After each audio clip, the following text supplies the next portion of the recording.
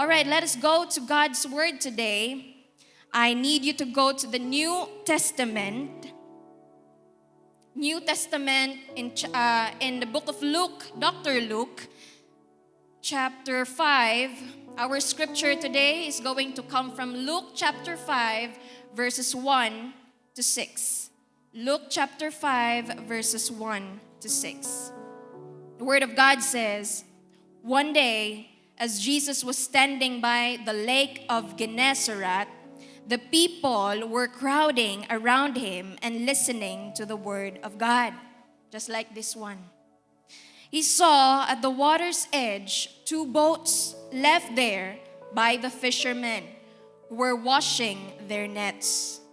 He got into one of the boats, the one belonging to Simon, and asked him to put out a little from shore. Then he sat down and taught the people from the boat." Verse 4, "When he had finished speaking, he said to Simon Peter, 'Put out into deep water and let down the nets for a catch.' Simon answered, 'But Master, we worked hard all night and haven't caught anything. But because you say so, I will let down the nets.'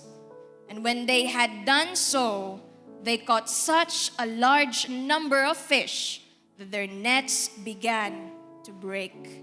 That is the word of God. If you need a title for today's message, church, the title is Starting Over Again. Bago po kayo kumanta, wait lang po. Starting over again. You know, everybody loves a great comeback story. Lahat tayo, meron tayong fascination when it comes to those comeback stories na talagang napapapalakpak tayo kapag nakakarinig tayo ng mga great comeback. Comeback is real. No, sa mga buhay natin o sa buhay ng ibang tao. We celebrate them in sports, no, in business, or in films, no, sa mga movies na ating mga pinapanood, and of course, in general, sa ating mga buhay. Probably the best comeback story that happened in sports probably was in the NBA Finals in 2016. Kung may nakakaalala dito, kung nasaan sila at anong naramdaman nila noong mga time na yon, kung saan the Cleveland Cavaliers went against the Golden State Warriors. It's not so good. Hindi ka talaga makakasigaw ng comeback is real kapag ikaw ay Warrior State fans, no? Kapag ikaw ay talagang fan ng GSW, kasi alam natin pagkatapos sa Game 5, nalaman natin na sunod-sunod na, no, ang pagkapanalo ng Cleveland Cavaliers. Una 3-1 sila. GSW was leading. But then, in Game 5, sunod-sunod ang pagkapanalo ng Cleveland Cavaliers. At napatunayan nga, ni LeBron James na siya nga talaga ang king with a small K. So no team has ever had a comeback from 3-1 in the NBA Finals aside from that moment in 2016. And in fact, Cleveland won its first NBA title during that time. So talagang ang galing at ang celebrated talaga yung time na yon. Talagang comeback is real. And everybody cheers for that, no? Yung mga times na talagang tayo ay pumapalakpak kasi akalain mo yon, no? 3 losses, 3 losses, tapos nanalo pa sila for the next 3 games and end up winning the championship in the NBA, in their first, yung first nilang championship title. So everybody cheered for that time. And we also love, syempre naman, makikita natin yan kapag Sunday, no? Usually yung mga boxing match ni Manny Pacquiao, kapag Sunday, talagang lahat tayo nakatutok, walang nagpapasada niyan, di ba? Ang payapa ng kalsada kapag may match si Pacquiao. Maalala natin yung mga times na natalo na siya and then he came back even stronger. right? We celebrate those things and pinapalakpakan natin yung mga time na yung mga stories na from rags to riches nakabangon mula sa pagkakaroon ng bankruptcy hanggang sa nagkaroon ng breakthrough sa buhay nila, from janitor to CEO, no, from driver, di kaya naging owner ng sarili niyang business. We have all of those things, and siguro napapatanong tayo, why do comeback stories move us so deeply? Bakit parang lagi nating pinapalakpakan, laging namumove yung ating mga emosyon kapag bumabangon, no, yung isang tao mula sa pagkakalugmok niya, right?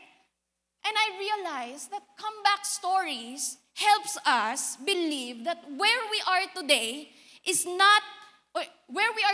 does not have to determine where we will be tomorrow. Na kung nasaan tayo ngayon, it doesn't have to stay that way. Comebacks give us hope. And hope is the very thing that makes our hearts strong.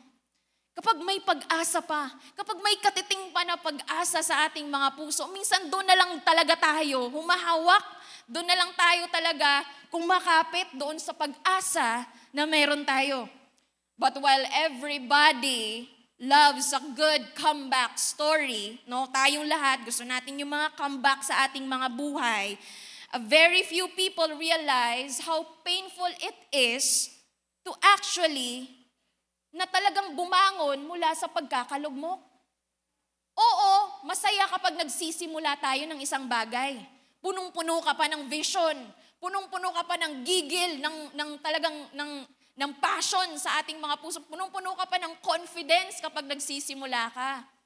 But starting over again, it's an entirely different story. Kasi excited ka pa kapag nagsisimula ka, pero kapag nagsisimula ka ulit, punong-puno na ng takot yung puso mo. And punong-puno na ng alinlangan. At syempre may factor na nahihiya ka nang magsimula ulit din. It is much harder to begin again after being disappointed again and again and again. Starting something new is exciting. But starting over is humbling, is embarrassing. Nakakahiya magsimula ulit. Lalo kapag 30 ka na. Lalo kapag 40 ka na, 50 ka na. I've been reading a lot of posts on Threads recently.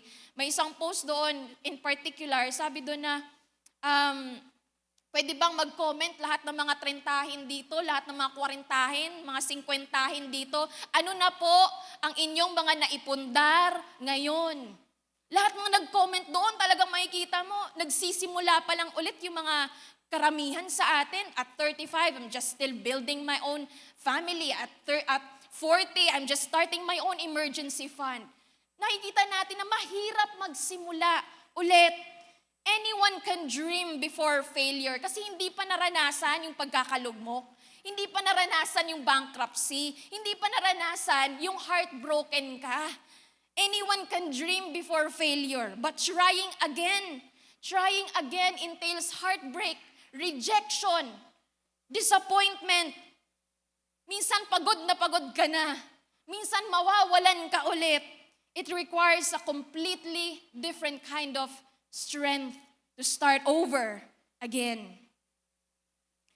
A few weeks ago, I had applied for visa for Japan. Kasi sabi ko sa mama ko, I really wanted to visit my mother. Probably hindi lahat makakaintindi kasi kung gaano ka significant yung bagay na yun. Kasi kasama siguro natin yung ating nanay, no? Lagi yung ating mga magulang. But for me, that was a big deal. Kasi ibang pakiramdam kapag pinagluto ka ng magulang mo. Kahit ano lang yun, no? Kahit simpleng sunny side up or di kaya simpleng pagkain o ulam lang. Kapag niluto ng mahal mo sa buhay, iba ang pakiramdam.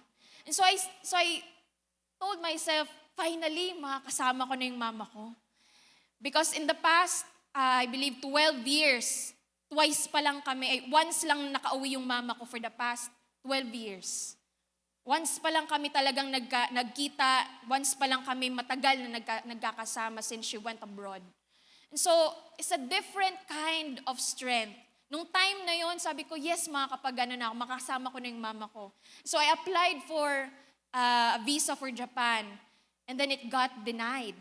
Na-denied yung visa. Sabi ko, Lord, bakit kaya? Siguro, pwede ko pang subukan ulit. Ibang ibang kind of visa naman siguro, baka pwede pa. So I applied for another type of visa for Japan, another type this time. And then on the second attempt, again, I got denied. So noong mga moments na yun, napapatanong ako sa Panginoon, Lord, gusto ko lang makasama yung mama ko. Gusto ko lang matikman ulit yung luto ng mama ko. But why? After trying again for the second time, still rejected pa rin, denied pa rin. And after that, it was already so hard to try even one more time. After being rejected and disappointed at that moment. Pero still sabi ko, Lord, you can do the impossible. So ngayon, I got the opportunity na sabi ko, Lord, eto Vietnam. Wala nang visa to Visa free, Lord. Siguro naman, di na ako mare-reject this time. And so, nagplano ako, nagplano kami ng best friend ko. And then, for the third time, visa free. Nagka-problema naman sa passport ko. So, in that moment, I asked the Lord, one disappointment, rejection, failure after the other, mapapatanong ka na lang talaga sa Panginoon, Lord, is it so much to ask? Is it so much to ask for?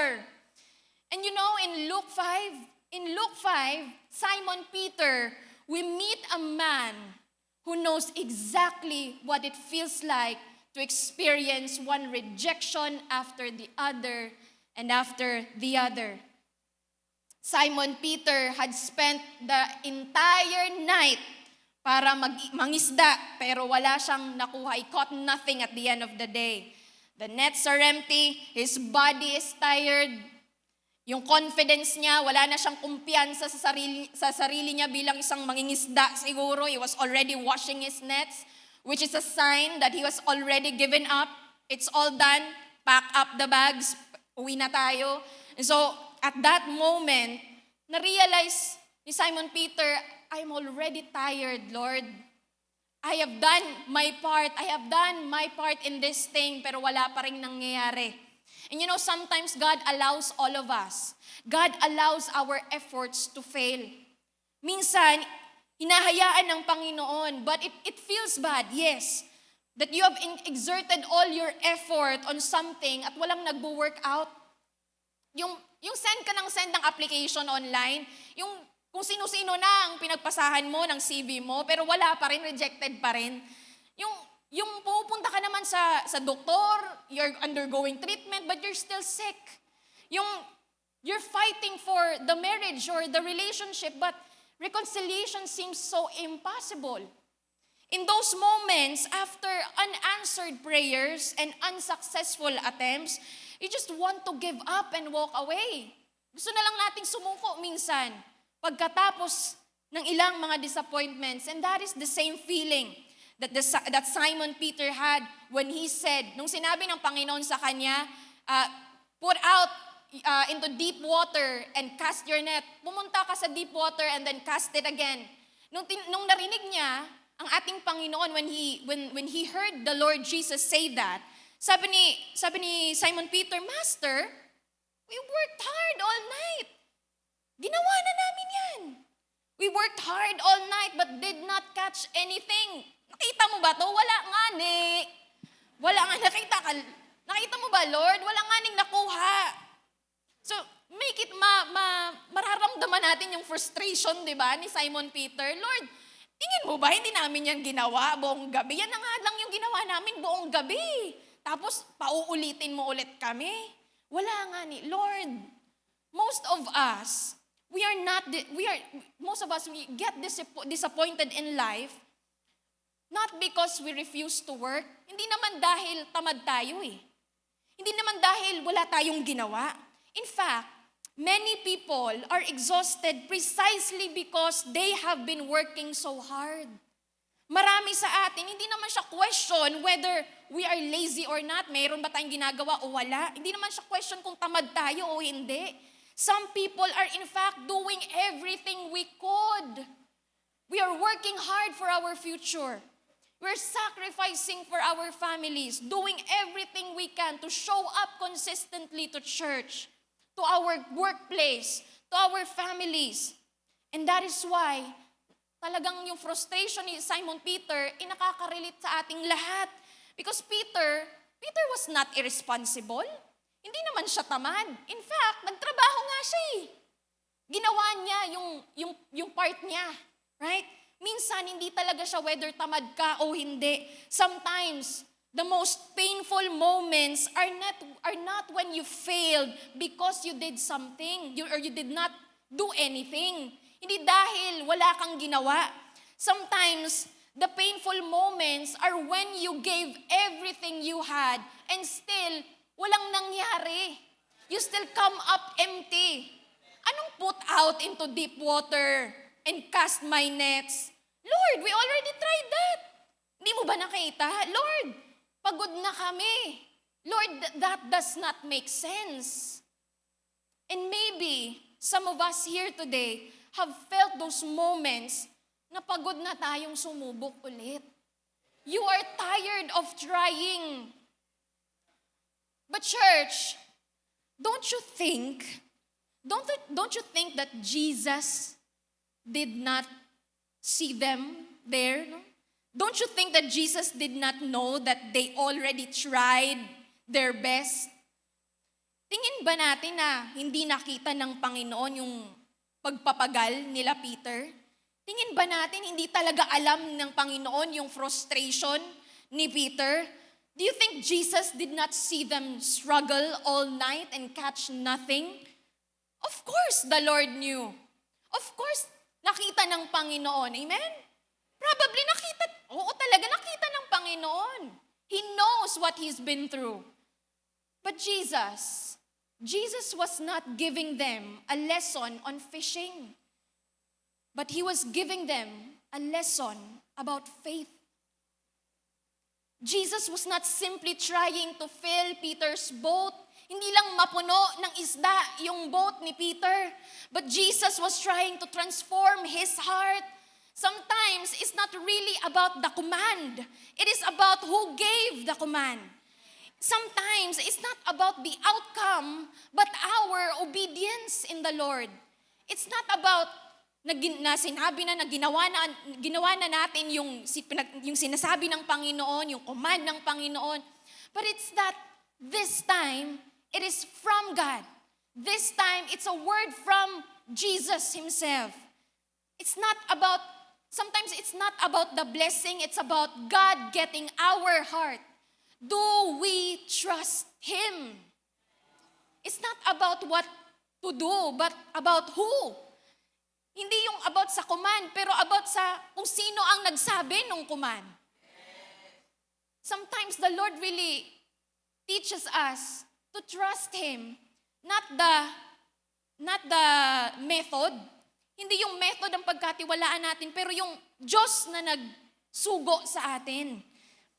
So in these moments, one failure after the other, one disappointment after the other, in those moments, church, you've got to be willing to do what seems crazy. You've got to be willing to do what seems unusual, what seems unnatural for you. Yung bagay na it doesn't make sense. Minsan, doon nag-show up ang Panginoon sa ating mga buhay.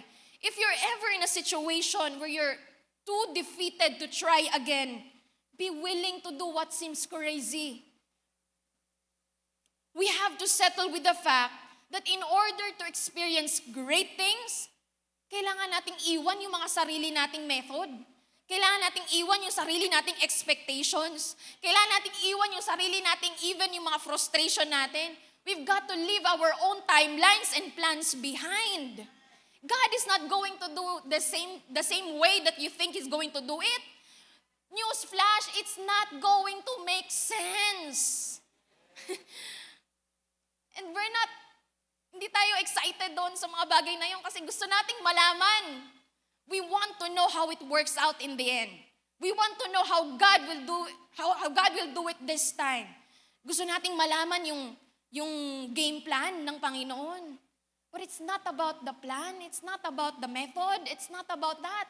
It's about who is with us and who gave the command.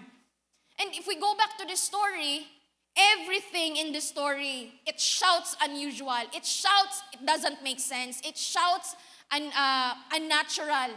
It sounds illogical. Kasi unang-una, it was Jesus who gave the command. Which is, at this moment, at this point in his journey and in his relationship with Simon Peter, he was still a stranger. So una, sino ka? Sino ka para magbigay sa akin ng command? You're a complete stranger. That's very unusual, right? And pangalawa, itong stranger na ito, hindi lang basta-bastang stranger, but this is a carpenter giving fishing orders. Ako yung mangingisda dito I believe you're a carpenter, Jesus. Yes, you are a teacher, but your background is in carpentry. So it shouts unusual. And of course, the order is also unusual as well. Yung sabi ng Panginoon sa kanya, no, na put down your nets into deep water and go to the deep water and then put down your nets. So makita natin, in broad daylight, so makita natin na talagang it was also strange because nets were for night fishing, right? So, trying again after repeated disappointments, sa lugar ni Peter, siguro narinig niya yung command ng Panginoon sa kanya, na in essence, sinasabi ng Panginoon, sumubok ka ulit, itry mo ulit, sige, put out your nets into deep water. Siguro naisip ni Peter, it doesn't make sense and baka ma-disappoint lang ako ulit. And sometimes, trying again after repeated disappointments usually is emotionally expensive. Kasi nandun yung puso we're risking, nire-risk natin na masaktan ulit tayo, ma-disappoint ulit tayo, ma-discourage ulit tayo. But Jesus was not merely asking Peter to lower his nets. Hindi lang naman sinasabi talaga ng Panginoon at hindi pinupunto lang talaga ng Panginoon na i-lower mo lang yung nets mo. He was asking Peter to risk disappointment one more time. So kung siguro, nagdadalawang isip si Peter nung time na yun kasi may tsansa. Ma-disappoint siya ulit. Diba? Nagtiwala siya sa Panginoon pero probably baka hindi mangyari. Ma-reject ulit. Ma-discouraged ulit. Imagine kung ano yung sinasabi ng mga tao na nakapaligid kay Peter kapag ginawa niya yon. Siguro iniisip niya, ano na lang sasabihin ng ibang mga mangingisda tungkol sa akin? Ayan na naman si Peter, subok na naman siya. Igagabi, buong gabi na nga siyang nangisda, pero wala siyang nakuha. Ano na naman yan? Susubok na naman siya ulit. Ayan na naman siya, magsisimba na naman siya. Pagkatapos niyang maskam, ayan na naman siya, pataas-taas ng kamay. Alam niya naman kung anong nangyari sa buhay niya. Ganun minsan yung iniisip natin na, anong sasabihin ng iba? Anong panghuhusga ang sasabihin ng iba? And maybe, that is what makes obedience so difficult for many of us. Not because hindi natin mahal ang ating Panginoon, pero dahil takot tayo na ma-break ulit yung puso natin, na ma-break ulit yung tiwala natin, na ma-break ulit, maramdaman ulit natin yung parehong sakit, maramdaman ulit natin yung parehong disappointed, mababankrupt ulit.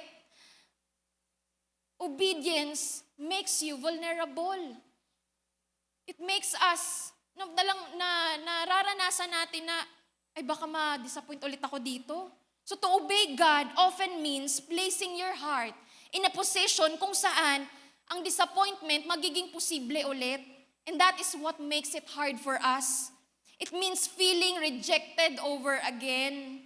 It means trusting after betrayal.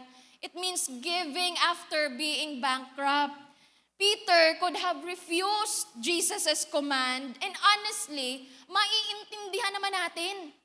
Pwede niya sabihin, Lord, tinry ko na lahat pero wala talaga, sorry. Maiintindihan naman kasi sinubukan niya naman eh. Right? But Peter's response, ang sagot ni Peter, ang sabi ng Panginoon, put down your nets into deep water. Ang sabi ni Peter sa kanya, probably is one of the most beautiful expression of faith in Scripture. Put up Luke 5 verse 5.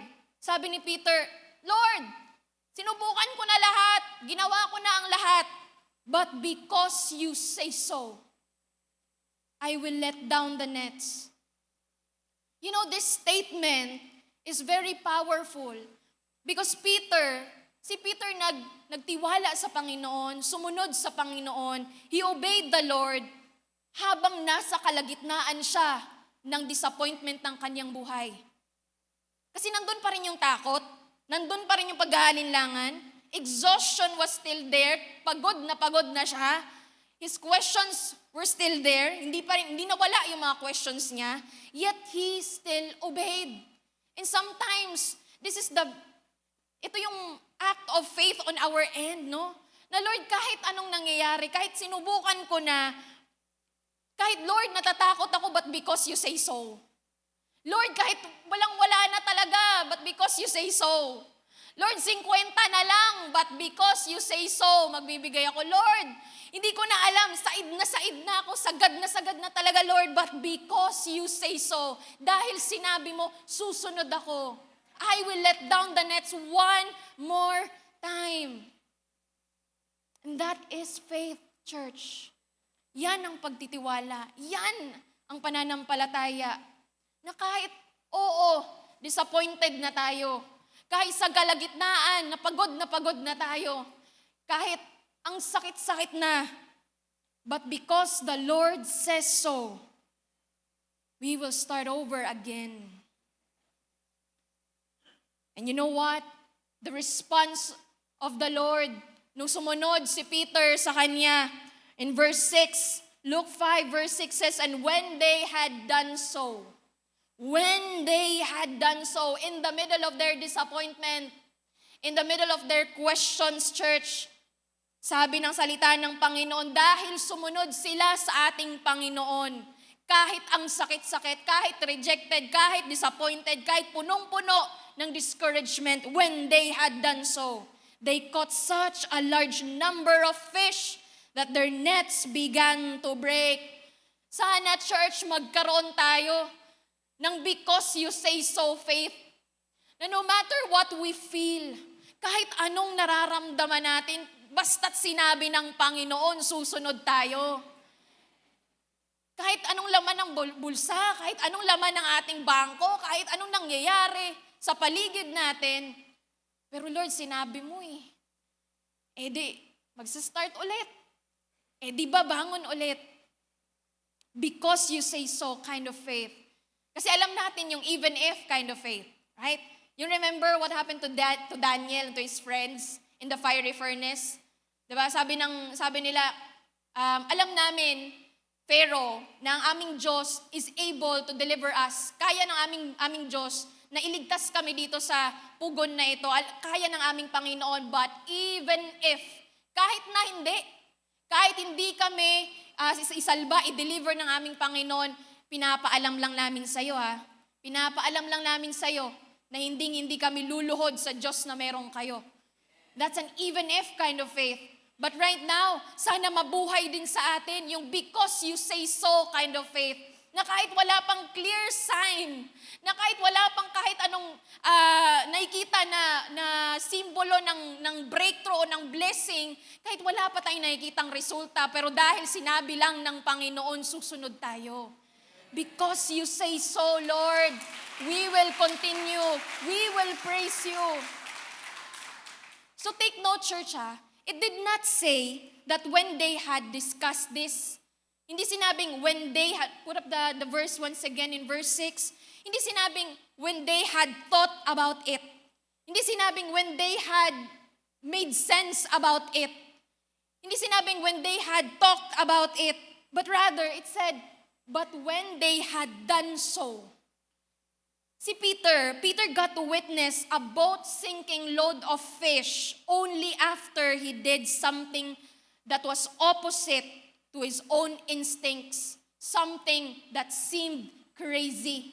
Hindi sinabing when they had thought about it, pero dahil ginawa lang nila, sumunod lang sila, naka-experience sila from nothing to overflowing. So one moment, there was nothing, no, wala silang makita. Pero the next moment, halos lumubog na ang kanilang, halos ma-break na ang kanilang nets because of the boat sinking load of fish. The nets were the same, walang nagbago. Yung nets pareho pa rin. Yung dagat pareho pa rin. The same, yung parehong dagat, kung saan nangisda siya nung all night, last night, sabi niya sa Word of God, no, pareho pa rin yung lahat. The method was still the same. Peter was even still the same. But this time, Jesus was present. And sometimes, that changes everything, church. Kasi yung hard work natin, it matters. Yung excellence natin, it matters. Responsibility natin, it matters. Skill set natin, yes, it matters. Accomplishments, status in life, yes, those things matter. But human effort without God can only go so far. God can do more in one moment of surrendered obedience than we can do on our own, than we can do of years of anxious striving on our own. Isang moment lang na sumunod tayo sa ating Panginoon, na nilet go natin, sinuko natin sa ating Panginoon ng lahat, in just one moment, God can do more for us. Kaysa sa ilang taon na tayo ay naging hardworking. Yes, hard work matters. Kaysa ilang taon na tayo ay mag-isa. Ilang taon na nagtrabaho tayo. Ilang taon na nagnegosyo tayo. Ilang taon na nabuhay tayo dito sa mundo. One moment of surrender can change everything.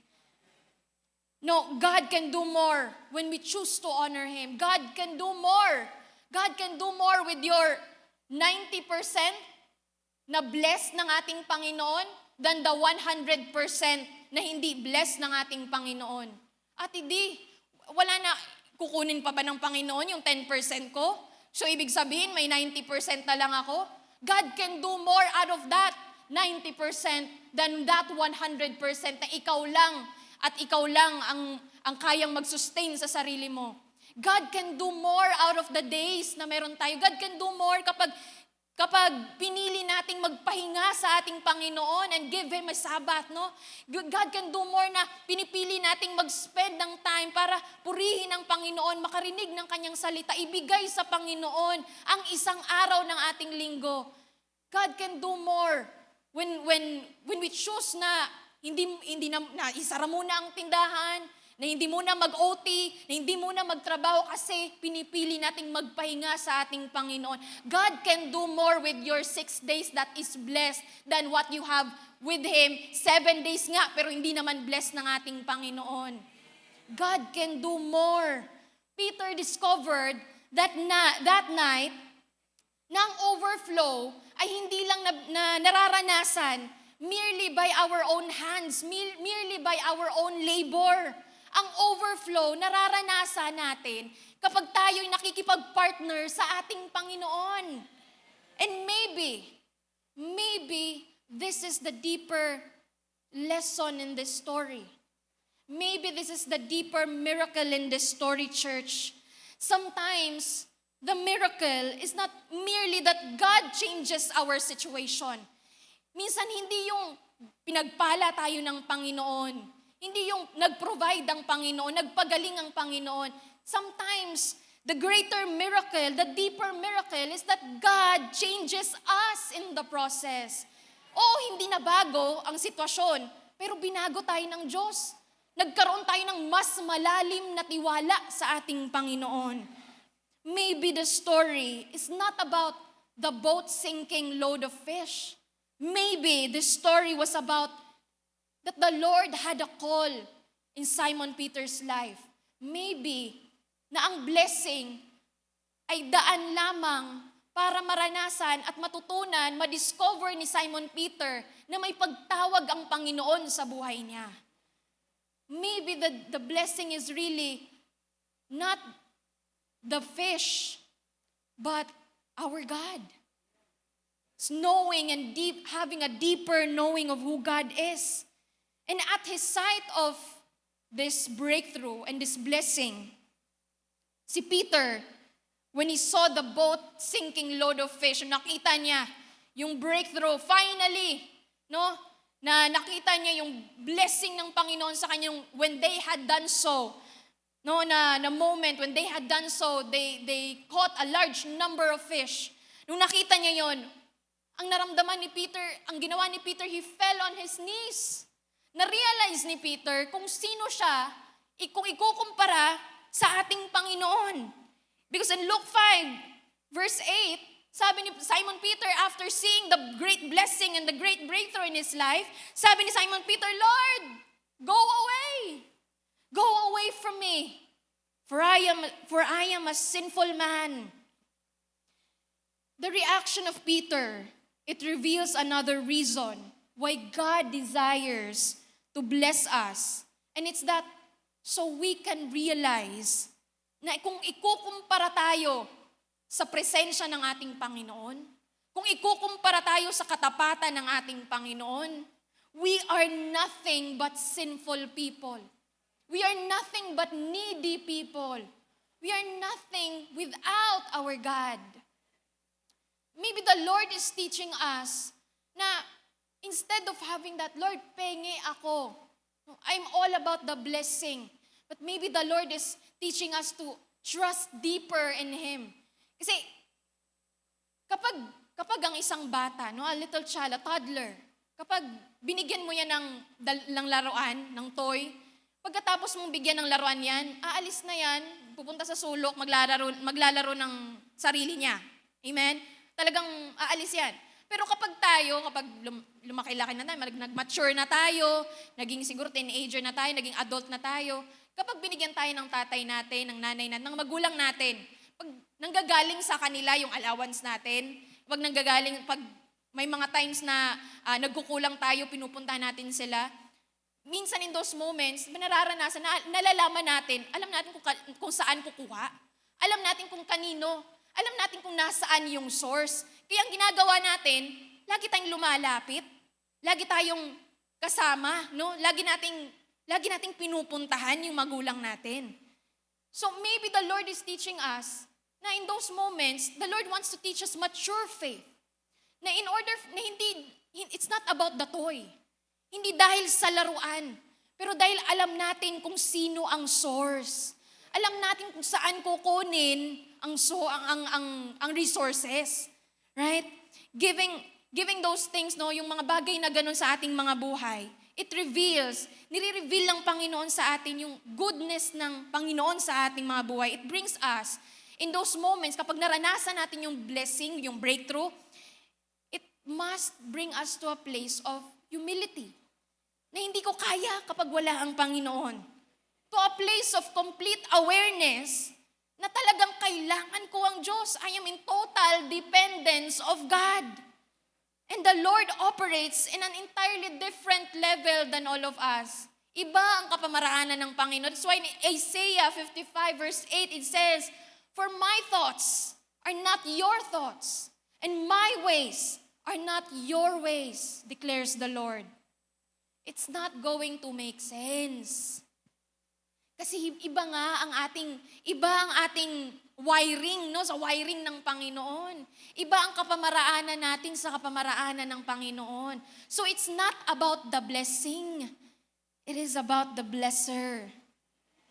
Now, when Jesus, sa mga moments na yon, nung sinabi ni Simon Peter, "Lord, get away from me, I'm a sinful man." Kasi nakita niya yung complete insufficiency niya kung ikukumpara sa complete sufficiency ng ating Panginoon. Nakita niya na if we are compared to our God, nakita ni Simon Peter, kailangan pala talaga kita, Panginoon. I am nothing but a sinful man. Nung nangyari yon, sabi ng Panginoon kay Simon Peter in verse 10 to 11, sabi niya, "Don't be afraid. Yes, you are. Yes, you are a sinful man. Yes, you are nothing but, syempre you're insufficient without my sufficiency. Yes, totoo yan. But don't be afraid. Yes, may mga pangangailangan ka. Yes. Yes, that is the reality. Yes, you are needy without me. Yes, that is true. Amen? Na talagang tayo, kung wala ang Panginoon, we are nothing but just sinful people. Pero sabi ng Panginoon, don't be afraid. Don't be afraid. From now on, you will fish for people. In our state, no? Sa kondisyon natin, imagine natin sa kondisyon natin bilang sinful, imperfect, unworthy people, sa kalagitnaan ng ating kondisyon, ng ating estado sa buhay, tinawag siya ng Panginoon, tinawag tayo ng Panginoon. Now, from now on, you will fish for people. And so they pulled their boats up on shore, left everything, and followed God. Followed Jesus. Minsan ang Panginoon, pinoposisyon tayo. Pinoposisyon tayo kagaya ni Peter. God positioned Peter to go and do more for Him by being a fisher of men and bringing people to the truth of the gospel. Kasi oo, catching fish is a good thing. Oo nga naman, catching fish is a wonderful thing. Magkaroon ka ng business, no? Magkaroon siya ng mangingisda si Peter. Yes, catching fish is greater. But transforming lives for the kingdom of God is important on a completely different level. Inaalaw tayong magkaroon ng blessing, ng breakthrough sa ating mga buhay so that we can also be a blessing to others.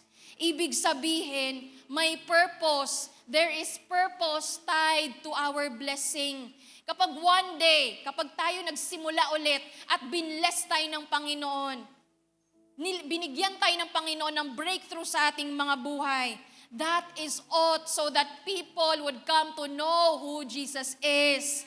The definition of blessing is yung na-enjoy natin, na-experience natin, at naipapasa natin ang kabutihan ng Panginoon sa ating mga buhay. So, ibig sabihin, kung hindi natin naipapasa sa iba, if we are not able to share with others kung ano yung natanggap natin sa ating Panginoon, ibig sabihin, we have stolen the blessing for ourselves. Sabihin mo sa katabi mo, you are blessed to be a blessing. You are blessed to be a blessing. Because some of us, we would agree today, kagaya ng ginawa ni Simon Peter, Lord, I am going to start again. I am going to start over again. But just a reminder to all of us, hindi binibigay ng Panginoon ng blessing so that we can enjoy. Yes, of course, gusto ng Panginoon na sumaya tayo, ma-enjoy natin. In fact, the Lord came so that we can have a life and life live more abundantly. Totoo naman talaga. But there's purpose tied to that. Kasi sabi sa salita ng Panginoon, ang blessing, hindi, nung naranasan ni Simon Peter ang blessing, ang breakthrough, hindi na nagtapos doon, ending na. Hindi sinabi doon, amen na agad. Hindi ganun eh. Ibig sabihin, pagkatapos niyang matanggap ang breakthrough, ang blessing ng Panginoon, na-realize niya yung kakulangan niya, na-realize niya na hindi niya kaya ang Panginoon, at tinawag siya ng Panginoon. So yung blessing ay kapamaraanan lamang ng Panginoon para gamitin tayo bilang vessel, bilang salt and light into this dark world. Pero siguro sa karamihan sa atin, probably sa akin, kung tatanungin ko yung sarili ko, what would I have done? Ano kayang gagawin ko kung nasa lugar ako ni Peter, ni Simon Peter? What would I have done if I were in Peter's shoes? Kung magpapakatotoo tayo, if we are going to be honest, global family, most of us would have made Jesus our business partner sa fishing business. Siguro instead of the Lord telling us, follow me, siguro sinabi na natin sa Panginoon, Lord, Jesus, follow me. And let's be partners. Galing-galing mo talaga. Grabe yung ginawa mong, Yung pagbibigay mo ng itong kapamaraanan, whatever method you used, it works. So let's be business partners. Siguro kung tayo yung tatanungin, ikaw, Lord, ang sumunod sa akin. But the story reminds us that God blesses us. Not so that we can get rich. Not that the Lord is anti-rich. We are not anti-rich. Not so we can get rich, famous, or happy. He blesses us so He can use us. What a great privilege. Napakalaking honor and privilege ng ating buhay na gamitin ng ating Panginoon despite our sinfulness. To be His hands and feet, to be His body here on earth, and to follow Him. If someone here is struggling because of repeated disappointments, repeated rejections, repeated discouragement in life, just like what Peter had said, Lord, pagod na ako. Ginawa ko na lahat.